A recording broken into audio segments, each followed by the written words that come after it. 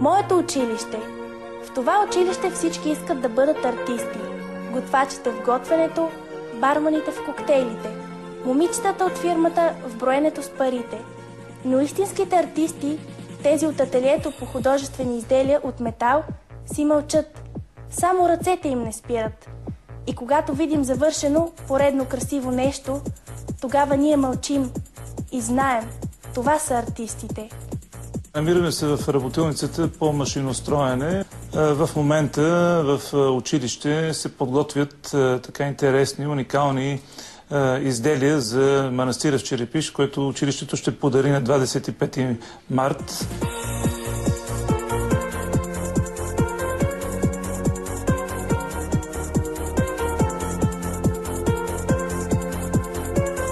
Покрай баща ми от малък съм го гледал, се занимаваше той с метал и в мене възникна интерес към тази дейност и при записването ми в гимназията видях, че има тази специалност като даденост и подадох документи за нея, защото ми е интересно.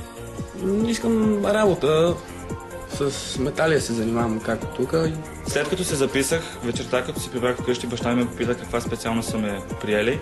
И аз му казах за производство на художествени изделия от метал. Той много се зарадва, защото това е един вид, наследявам неговата работа. Каза ми, че един вид върви по неговите стъпки.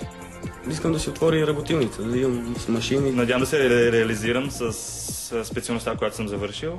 Работилницата ми отвънка ще се казва Веско Ковача. И вътре ще има всякакви машини. Мисля да продължа да уча, защото има още много неща да уча. Готови сме за майстор.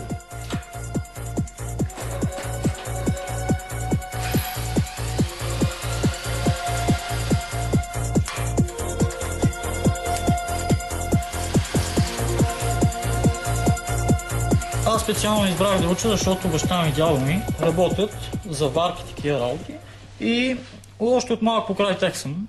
И съм се запалил по тази професия и дядо ми е казал един съвет да работя хубаво и качествено, за да почнат да ме търсят хората. Баща ми подобни неща прави по същия начин и аз така. Обясняваме някои неща, които аз не ги знам и на мен бяха много интересни и сега ще се опитам да ги направя.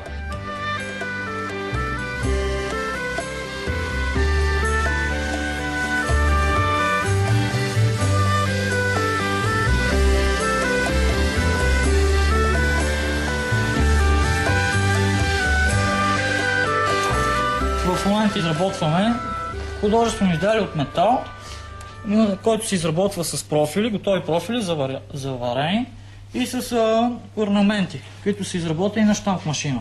Нитоват се в момента и този кръст се зададе на Спогинската черква.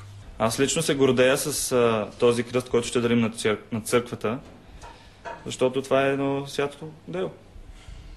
И аз се гордея, че ще направим и ще дарим кръст на църквата. Този кръст е дарение за Черепишкия манастир, направен тук. При нас ние сме го направили. Лично е това сложих тази шина, която е кована от желязо, която е кована, чрез нитове нитоване. Аз след време, като се установя вече като по-легнал с тази специалност и семейство като проимам и ако минем покрай църквата някой ден, ще кажа, ей деца, на времето този кръст аз съм помагал за неговото изработване, за дарението на църквата, за един вид да се гордеят и те с мен, ако решат да тръгнат по моите стъпки. Хубаво е чувството да правиш този кръст, защото имаш едно добро дело направено.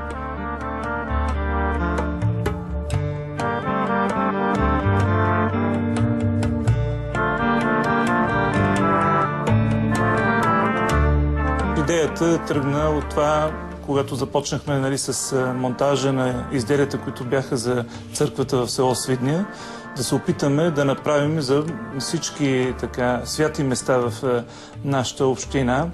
Има една такава идея, която и с Министерството на образованието ще осъществиме за 7 манастири в страната да подготвиме неща, които ще бъдат подарявани от името на училището и от името на Министерството на образованието.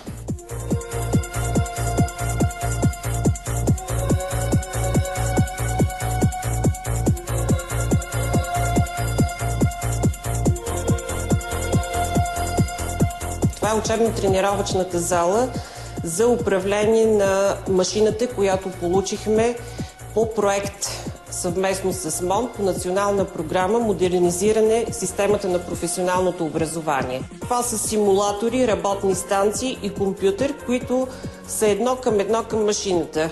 По зададен софтуерен продукт изработват програма за обработване на метали.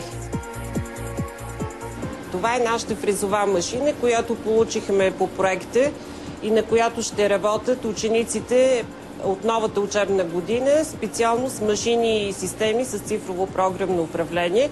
Работи се много приятно, много чисто.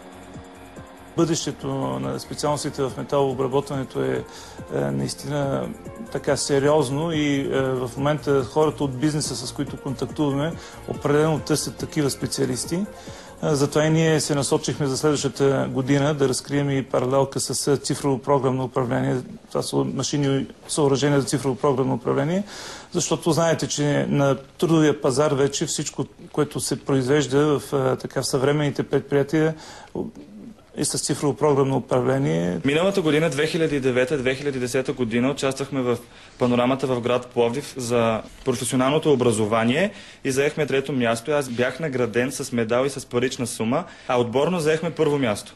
Моето бъдеще си го представям да продължавам да уча, да се усъвършенствам повече и да практикувам тази работа.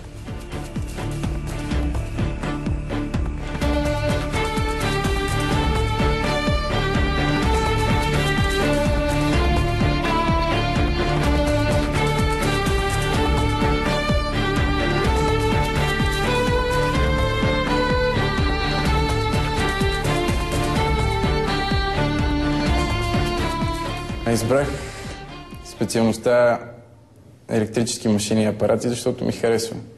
От малък проявявам интерес към електротехниката и с течение на времето разбрах, че дава възможност да се реализирам във всички сфери на живота.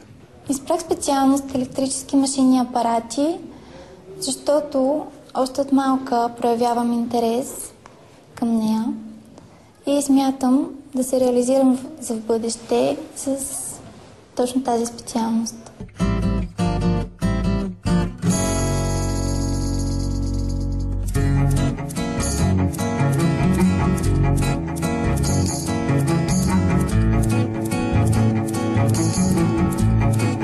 Материалната база е много добра. Мисля, че училището е едно от малкото в страната, които предлагат такива условия за провеждане на теоретични и практични задачи. В нашата лаборатория има много волтметри, амперметри и други уреди, които са на най-съвременно ниво. Когато дома се развали печката, майка ми помоли да й помогна, тъй като тя няма никаква представа какво трябва да прави. И когато й помогнах, тя беше много доволна и ме поздрави. Аз знам, че тези хора с моята професия взимат много добра заплата, носят добре, имат голямо самочувствие, знаят, че могат да са в полза на обществото, в строителството, в електротранспорта. Аз съм единственото момиче в нашата паралелка и съм обградена изцяло и само от момчета. Аз не смятам, че електротехниката е изцяло мъжка професия. Напротив, смятам, че точно тук е моето място и точно в тази специалност.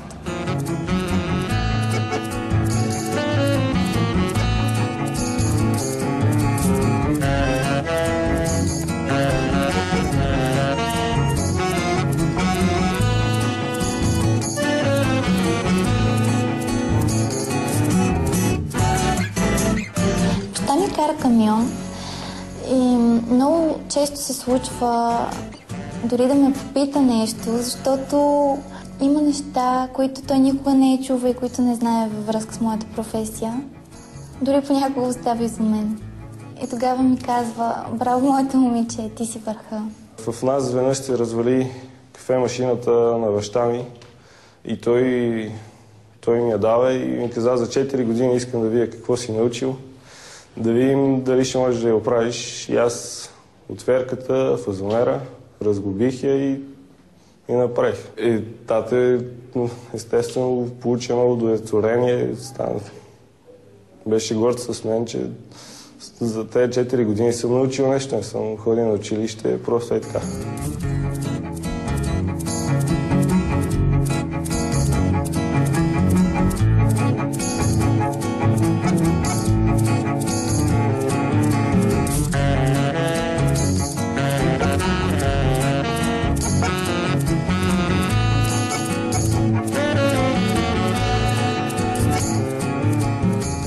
Мисля да продължа образованието си в някое висше учебно заведение и това, което съм научил в нашето училище, мисля, че ще ми помогне и за в бъдеще. След завършване на висшето си образование с най-голямо удоволствие бих се върнала тук, в училище, за да продължа започнатото от своите преподаватели. Да, успехът е много важен за мен, защото искам да се реализирам в тази насока. Мечтата ми е да стана добър електротехник, да съм в полза на обществото и себе си. Какво повече да ви разкажа за себе си и моето училище? Приемете, че съм едно обикновено момиче в едно необикновено училище.